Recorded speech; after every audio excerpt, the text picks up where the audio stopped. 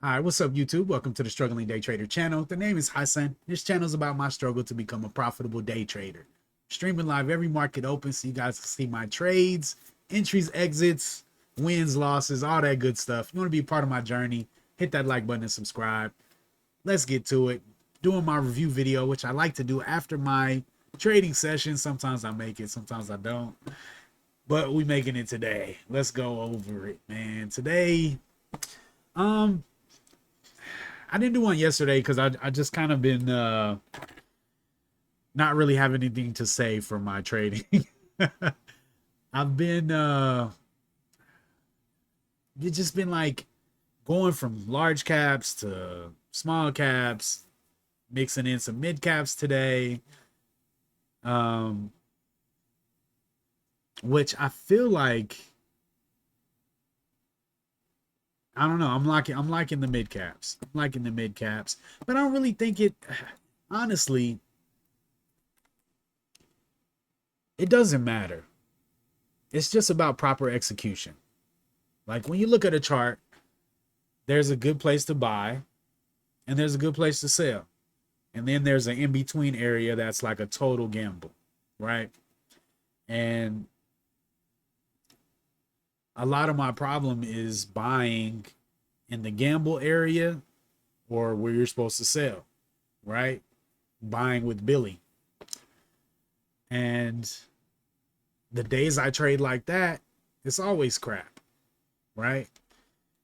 But today I feel like I had some better entries and I got better results. It didn't start out that great though. First on INTC, I'm looking at this and I'm starting to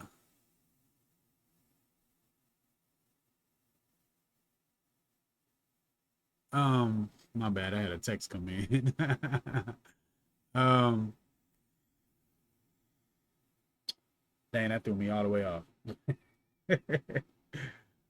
Okay, so my first trade on INTC is basically kind of flipping back to my opening range breakout mode, and I don't like those trades, and this is why. Because it really just shows it draws you out resistance, and then you buy at the first break of that resistance, but there's no confirmation at all. It's just buying a breakout. I don't like that. And that's, I mean, it ticked up, got me in the trade, and then slammed down.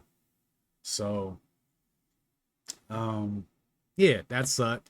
And then I'm looking here, I'm like, okay, we got a double bottom. I thought about buying it there, I didn't. And then we're like, okay, now we got a double bottom plus a higher low. Pretty good sign of a move up, right? Got in, and I was just too early. But this is also why I just don't care to play these type of setups because I mean it pulled back down and made a new low of day, and then it's been uptrending. I mean it went on a crazy uptrend, right? But you see where the safe place to engage this was. At least you got to let it retake VWAP, right? So I was kind of feeling like, oh man, I missed this, and so I waited for it to make a new high of day, which is really what I wanted from this new high of day. And I was hoping for a better pullback, but we just kind of had this little resting candle here that was inside the range of that. So I kind of took that as enough of a pullback and bought the break. And I was pretty worried about it. Didn't really have a clear place to put my stop. I didn't want to put it right under there. So I gave it a little room. I think I gave it like 10 cents. And it held. It held and it went on a nice little run for me. And I just chased it up with my stop. And once it got up here, I went ahead and tightened my stop up and got myself out of the trade. Actually, the reason I did this was looking at another tech stock that had a pullback, and I was like, it's probably gonna pull back. But had I just managed on the lows, I mean, I could have been in here all the way up to here, you know. So might make that adjustment, man. Just try to manage on the lows if I'm gonna, if I'm gonna manage it. It just, you get to a point where like, man, I don't want to give back all of that. And sometimes you just got to snatch it off the table. I'm not mad at that. Not mad at that. It was a good trade. Um, got back half of my losses. this was the big issue. Because I'm only trading one share, the size of my stop makes my wins and losses very different. So like I lost a lot on this trade per share, and not so much on this trade. And I won a good amount, but not nearly as much as I lost over here. So anyway, this was a nice trade. I waited for new high of day and didn't. I could have waited a little longer. This would have been a really good entry point. Like this would have been the patient entry right there. So I would definitely like to be more patient on the next one. What else we got? Hewlett Packard. Hewlett Packard. This one, I mean, yeah, it made a high and then came back and made a higher low, barely, like almost a double bottom, really. Wow, yeah, it's only up by 1 cent higher than this low. And with this type of move, I want the pullback to be above this high volume. So I would have want the pullback to be up here and not for it to trade all the way back through this whole range. So this was a bad trade. That was a bad trade. I should have stayed out of there. Anyway, it dipped down, came back up, retook VWAP, and I bought this, but this isn't really a good setup, right? This is just like, okay, it's a two red candle pullback to VWAP, but this type of candle is not what we want to see. This is what we're looking for, the hammer candle, right? So I could have been a little more patient. I was not. Stopped me out with the very candle I should have been looking for an entry. Ended up jumping back in, and it worked out very well. Very well. I mean, I could have actually taken a lot more. Not a lot more, but I could have got another leg up on it had I played the lows. Um, but yeah, good trade, man. A good trade. Um, made back my losses. Made back both of my losses with a little green on top. Awesome. Now GLMD is my trade of the day for sure. For sure. So this is kind of similar to what I was talking about on what was that? HPE, Hewlett Packard. How it moved up and then pulled back. But what I'm looking for is for it to hold at least the open, even though this ended up being the highest volume. Um, but it held up. It didn't just trade all the way back in through the range. So it held up. I wanted something better than this, but this would have gave me. So I went ahead and bought it, stop under the low, and just chase this thing up, man. And when I started seeing these high volume candles come in, I tightened up that stop and took it. You know, I took it. And it didn't go up too much higher from my profit target, but you know, you're not gonna catch the whole move, right? Like you're not gonna buy at the very bottom and sell at the very top. You're gonna take a piece. And I'm very happy with this piece. Right, then it goes up a little bit more, then starts its pull back to VWAP. Then we get a higher high and a nice narrow range candle right here. Man, I had to try it again right there. It just felt right. You look at the volume candles, it just felt right. And this was such a narrow range entry. This was literally 8 cent, a 9 cent candle. So got in, stop under there, right up under there, man. Just risking 9 cent. Got in at 7.90, sold at 8.96. Took over a dollar off of a 9 cent risk entry. That's pretty nice. That's pretty nice. Now this was the one that I could have left on the table a little bit, cause man, that thing ran all the way to 11.20 and looked like it's back at 11.20 now. Yep, halted up. So I think really just playing the lows with my stop and dragging it up, man. Catching as much of the trend as I can. That might be the way. That might be the way. Um, yeah, so this was super nice, man. I think I caught a dollar on both of these moves. 640 to 791. It's $1.50. And then this one was a dollar. Like, yo. on one share. You know, it's only one share, but this how much I made per share on this trade. So if I had 100 shares, you know, been a killer move, crazy move. Yeah, this is nice, man. This is nice. The percentage moves on these are crazy. Gotta love it. All right, Mara. Mara was a nice trade as well. So I don't like it being above, I mean below this, all of this, right? But it threw quite a bit of volume down here. And to retake that level, I think we got a decent chance to move back up to higher day. So got back VWAP. I buy the break of the higher low, and it makes a high, comes back down to VWAP again. I add, and then we shoot straight up from there. I take profit right where Billy's gonna buy it. Gave my share to Billy, and then sold another one on its way down because I had my stop up under there. So this was a really good trade. I tried to get in there again at Mara, man, and it just, man, this candle came in and just like washed me out of there, and then went right up, man. Just a little too early on this trade. Better to wait for this higher high, higher low up here. I was close to entering here, but I was already in another trade, and I was already trading past my window, so I didn't want to just keep trading. But yeah, this was the nice one for sure. And the other one, I ended up out at break even. So, man.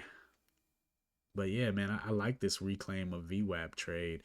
That's why I've been pushing back so much of making a rule that the only higher low entry I can take is high of day, because I know this is such a viable play for me. Um, Sometimes. But try to take notes and data to really,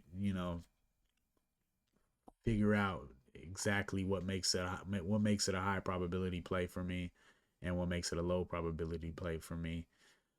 This one was Snap. This was just, I don't know, man.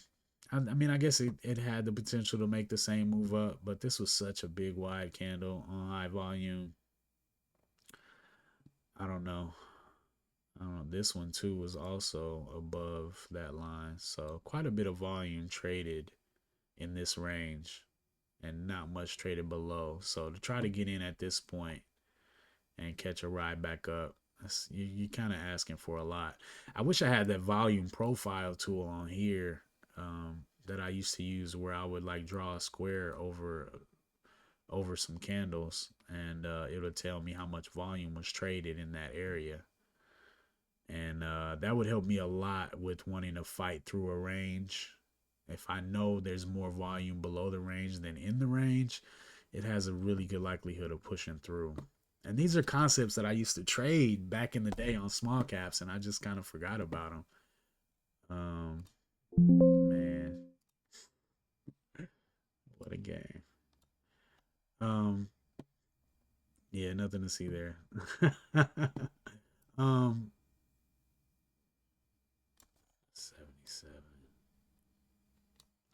Yeah, but that's really the concept, man. You're just fighting against volume and other traders, and you want to have the edge. You want the volume to be on your side.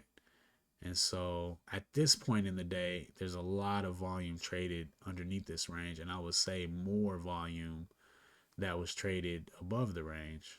And so if it tries to make a move up through there now, I think it has a much higher likelihood. Um, and I don't know. I guess it's just this thing about being right with position.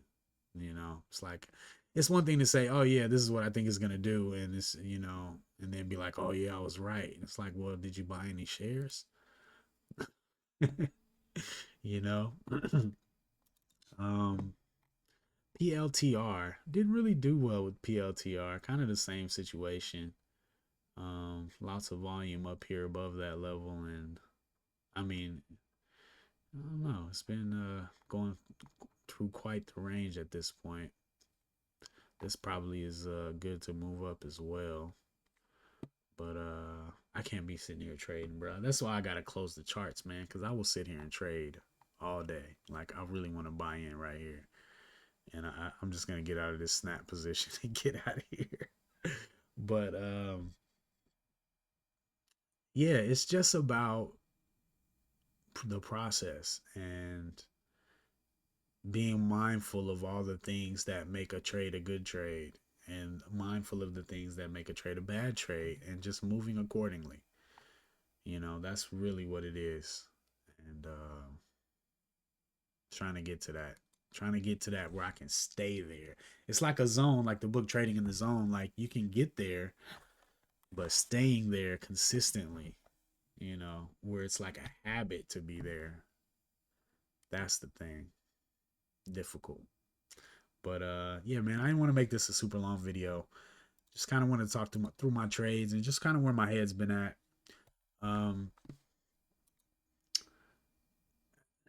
I think the most important thing is just good catalysts and good setups on the daily, man.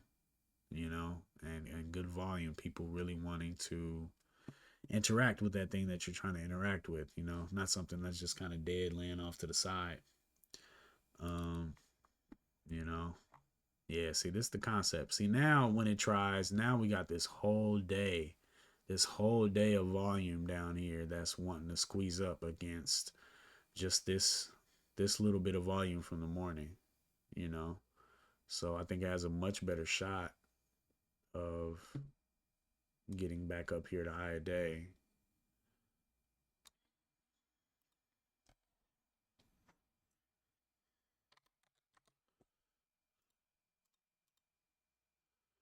Ain't really got that kind of time.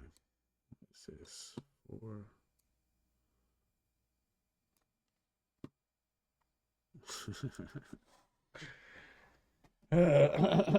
Anyway, probably gonna keep it at one share for a while until I really feel like I've found my way again and have decided on what I'm doing. I mean, I'm still trading the same.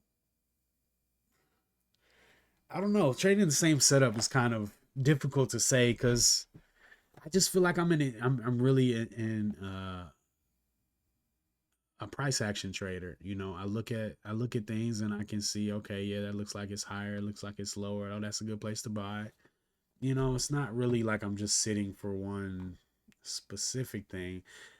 I'm looking for the beginning of a trend happening at a good place to buy. That's pretty much what's going on. And the thing about trading one share is I feel like I have the freedom to like try the things that I like to try. The things that I've kind of been a little scared to try. When you got a lot of risk on, it's a little different trying things. So I'm in a good spot now, just figuring it out. Expectations have been managed down quite a bit, and I'm just gonna try to be in love with the process and just put one foot in front of the other. You know, man, 20 minutes already. Anyway, that's all I got, y'all. Thanks for hanging out with me, man. Please hit that like button and catch you guys later. Peace.